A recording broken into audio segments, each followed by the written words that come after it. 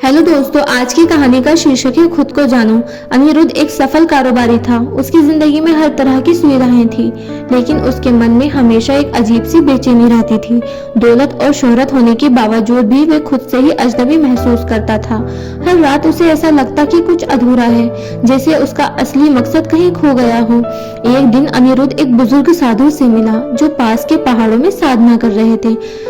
साधु के चेहरे पर अपार शांति थी, जो अनिरुद्ध को अपनी ओर खींच रही थी।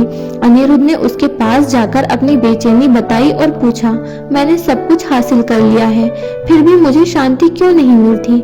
मुझे ऐसा क्यों लगता है कि मैं खुद को जानता ही नहीं? साधु मुस्कुराए और बोले, बेटा, क्या तुमने कभी खुद के साथ समय बिताया है?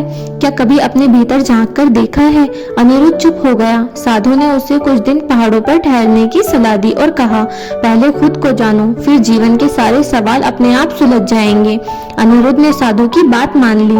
उसने अपने फोन, लैपटॉप और सभी कामकाज छोड़ दिए और पहाड़ों पर कुछ दिनों के लिए साधना में लग गया। वह सुबह सुबह उठता, शांत वातावरण में गहरी सांसें लेता और अपनी सोच को शांत करने की कोशिश करता, और धीरे धीरे उसकी बेचैनी कम होने लगी और उसे अपने भीतर शांति महसूस होने लगी।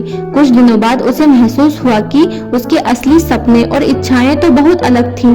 दौलत और रुतबा तो बस बाहरी चीजें थीं, जिन्हें पाने के चक्कर में वह खुद को दूर कर गया था। असल में वह दूसरों की मदद करना चाहता था, जीवन की गहराइयों को समझना चाहता था। जब वह साधु के पास वापस लौटा तो उसके चेहरे पर एक नई चमक थी। उसने साधु का धन्यवाद किया और कहा, अब मैं खुद को जान गया हूँ।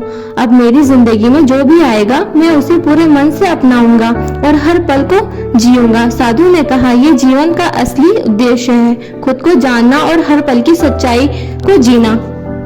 धन्यवाद दोस्तों।